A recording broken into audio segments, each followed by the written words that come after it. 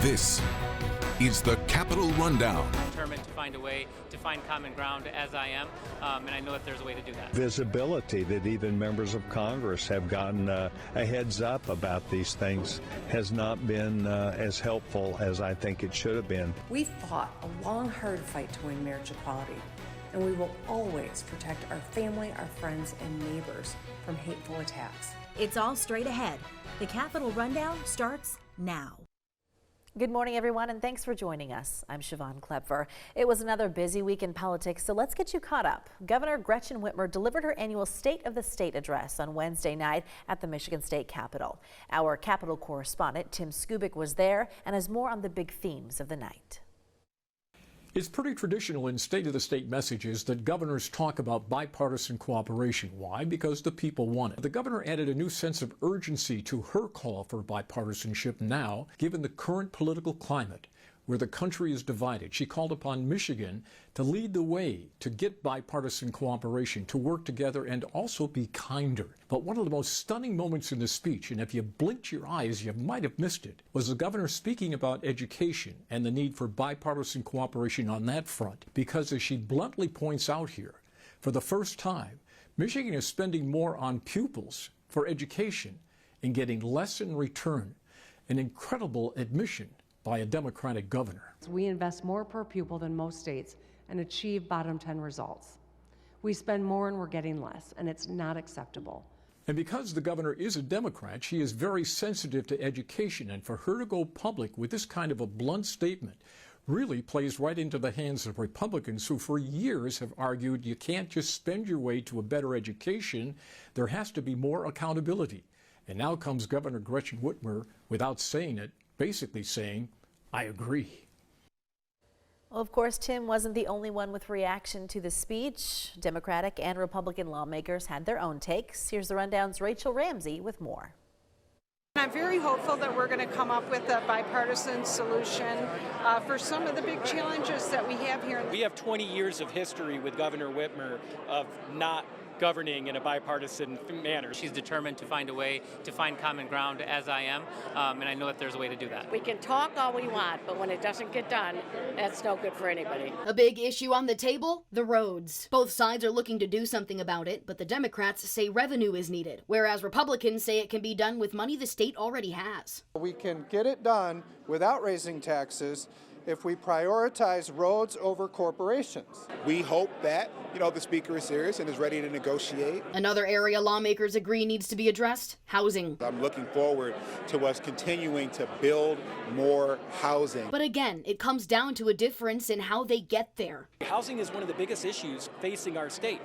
But the government shouldn't be building houses. The government needs to get out of the way. Multiple topics within education were discussed, including cell phones, social media, and vaping. And something Democrats and Republicans really want to see addressed is reading and literacy. We still really have farther to go, and the educational attainment and the reading levels and math levels, that's something that globally has been impacted from COVID. It's been going on for a long time. Our kids are not learning to read. Let's really focus on that and get that done. Capitol Rundown. That was Rachel Ramsey. Up next, Tim will be back for a conversation about the state of the state and put more of his take in it. So stay with us, the Capitol Rundown. We'll be right back.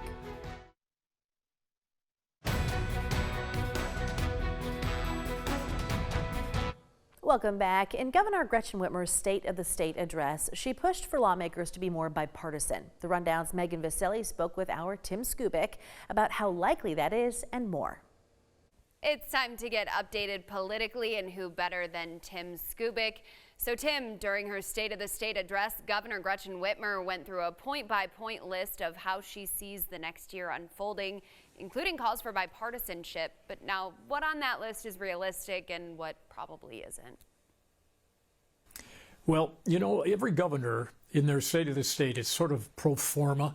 You always talk about bipartisanship, and the reason you do is that that's how you get things done, and more importantly, that's exactly what most of the citizens want lawmakers and the governor to do, particularly in this rather ugly political climate that we are currently in.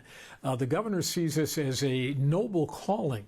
to get both sides together and to try to reason together rather than fight with one another, to come up with compromises. And she had a number of proposals on the table in her State of the State where they're going to get an opportunity to do just that. They have compromised already and reached a bipartisan agreement on wages and tip servers money. And now the next biggie is the roads, which is going to be a tougher sell. That earlier program about wages was rather politically easy, I guess you could say, because not everybody in the state was affected and not everybody was paying attention. Now, when it comes to the roads issue, if you're talking about tax increases, everybody is paying attention. Everybody wants to know what kind of bang for the buck they're going to get. And right now, the governor is talking compromise. So is the Speaker of the House, Matt Hall. But talking compromise and actually grinding it out are two different things. So we'll see what comes out of the State of the State. It was her 7th. She's got one more to go. And somebody should have given her some NyQuil last night because she almost didn't make it through that speech with that nasty post-cold that she was dealing with. All right, Tim, thank you so much. We appreciate you. Well, on Tuesday, Republican State Representative Josh Shriver announced he's going to introduce a resolution urging the U.S. Supreme Court to overturn the ruling granting same-sex marriage. That ruling, made in 2015, granted same-sex couples the right to marry across the nation. In Michigan, same-sex marriage is banned in the state constitution, but the ruling prevents that from going into effect. The Oxford Republican has complained about the rights for same-sex couples before, when he said America, quote, should make gay marriage illegal again. Christians follow Christ's definition of marriage as a covenant between a man and a woman, an institution established to glorify God and produce children. Democratic state lawmakers held a news conference on Tuesday to push back against Representative Shriver's comments. It's a very challenging thing to have to hear that, to be continued to be called perverts and be maligned as a community when we're community members too. All they want to do is raise a family of their own and be left alone about it. The resolution also brought condemnation from Governor Gretchen Whitmer. Her daughter identifies as lesbian. The governor posted her response on social media shortly after Representative Shriver's news conference. Here's my response to that. Hell no. We fought a long, hard fight to win marriage equality, and we will always protect our family, our friends, and neighbors from hateful attacks. No one should be fired from their job or evicted from their home because of who they love or who they are. This is personal for me, just like so many Michiganders. And I'm not going to allow the people I love most in the world to have less rights than anyone else. That's just not how we do things in Michigan. While the public-facing push for this resolution comes from Representative Shriver, a number of Republican state lawmakers have joined in sponsoring the bill. Those sponsors include state reps Matt Maddock, Joseph Fox, and Greg Alexander. Republicans Jason Wolford, James DeSena, and Steve Cara are also sponsors on the resolution. It has since been referred to the House Committee on Government Operations. Well, just ahead, we'll have news from Capitol Hill, including what a lawmaker from Michigan has to say about voting and IDs. Some have strong feelings about those comments. Stay with us. The Rundown will be right back.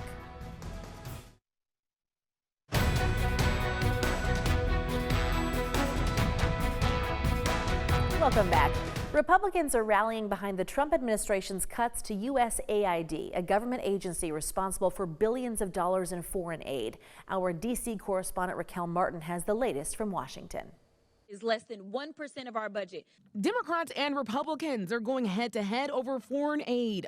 This isn't aid. It's a shakedown of our taxpayers. Billions of dollars in humanitarian assistance remain in limbo after the Trump administration gutted federal agency USAID. Welcome to the Elon Musk Chainsaw Massacre. At a Wednesday DOJ hearing, Democrats accused the White House of ignoring a court order mandating the release of vital medicine and food. We can all agree that this food needs to get out of the warehouse and to these kids. Texas Democratic Congressman Greg Casar warns people in other countries are dying waiting. Call your Republican congressperson. Call the White House. But Republicans accuse Democrats of fear-mongering. Sky's falling. The world's going to end. People are going to die. Georgia Republican Congresswoman Marjorie Taylor Greene insists aid is flowing after the State Department issued waivers to hunger hotspots that span Sudan, South Sudan, Gaza, Haiti. At the White House, Elon Musk told reporters Doge is cleaning up mistakes after freezing aid for Ebola prevention. I think we all want Ebola prevention. So we restored the Ebola prevention immediately. President John F. Kennedy created USAID in 1961 to boost economic outcomes in underdeveloped nations. But Republicans argue that is no longer the case. Money intended to support democracy is being used as a slush fund for liberal propaganda. The court gave the administration until Thursday to get aid out the door. In Washington, Raquel Martin. Congressman Tim Walberg from Michigan is under fire this week for comments he made about a voting rights bill during a town hall meeting last Thursday. Congressman Walberg discussed the SAVE Act, a Republican bill being discussed in Washington that would require voters to provide proof of U.S. citizenship in order to register to vote. Supporters say it's designed to make elections more secure. The Michigan Secretary of State's office says a license is not proof of citizenship and that people would need to show a passport or birth certificate. A resident responded to Walberg saying some people can't afford a, quote, $200 passport, to which Congressman Walberg replied, well, then they shouldn't be voting. Walberg has since responded saying he has long championed election security, saying, quote, if someone cannot present a driver's license, birth certificate, passport, or other proof of citizenship, then they should not be voting in our elections. As I have stated previously, you do not need a passport to vote under the SAVE Act, end quote. Though, he says, proof of citizenship is required. The federal government is still cutting jobs, and that's affecting people here in Michigan. We'll explain when we come back.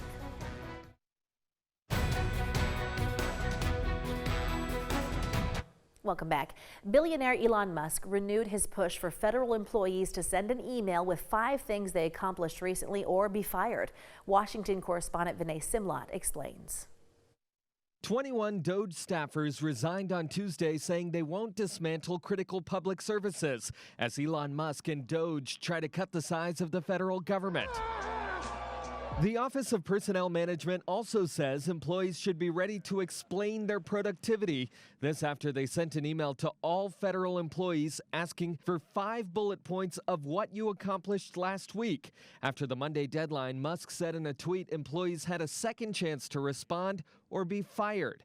But the White House says the agencies will decide, not Musk. Well, it's somewhat voluntary, but it's also if you don't answer, I guess you get fired. What it is do people exist? In over a month, the Trump administration has fired federal employees, canceled contracts, and taken the signs off agencies. Texas Republican Representative Pete Sessions says he supports their actions. It does not bother me that we're going to cut the head count nor the money. But the administration's own data shows out of nearly 2,300 contracts that DOGE has canceled, a third of them won't yield the federal government any savings. One administration official says that still makes sense. Democrats say the administration is careless. We are legislating, we are litigating, and we are agitating. This supportive Republican says he wants a heads up from the administration. The visibility that even members of Congress have gotten a heads up about these things has not been as helpful as I think it should have been. In Washington, I'm Vinay Simlot. Well, those federal job cuts are being felt here in Michigan as well, and some of those who fear for their jobs say the process has been demoralizing and chaotic. Here's the Rundown's Zach Priest with more. Many federal workers were left confused by the emails they received on Saturday, like an IRS worker from Michigan who wasn't even sure who the email was from. That worker added that the approach taken to these federal layoffs has been unprofessional all around in her opinion. She pointed out that the email did not provide any context as to why she needed to hash out her accomplishments from the last week. She received word, however, from a boss within the IRS during our interview, saying she did need to respond. She did not want to appear on camera because she fears for her job, but says there are better ways to audit federal workers. Had they come in and really sat down with our leaders and said, what is this person's role? Whatever, they're going about it the wrong way. While others, like Marine veteran and former Ann Arbor VA worker Andrew Lennox, feel let down. Like, again, this is something I spent 10 years of my life, trying to defend the American ideals of justice, truth, integrity. February 13th, I got an email that I'd been terminated due to poor performance, despite never having a performance review. And human resource experts worry about the effects Musk's approach may have on the workforce. All of this is essentially a distraction and a tax on people's attention and their emotional resilience. Over time, all of that emotional turmoil builds up, and you can see really severe health effects. I mean, all of that stress builds into burnout. Elon Musk said on Monday via X that workers who didn't respond by Monday's deadline would be given a second chance at the discretion of President Trump. He says failure to respond a second time would result in termination, but he did not specify a deadline. Zachary Prees, The Capitol Rundown. Coming up, we'll tell you who just took control of the state's major political parties. Stay tuned.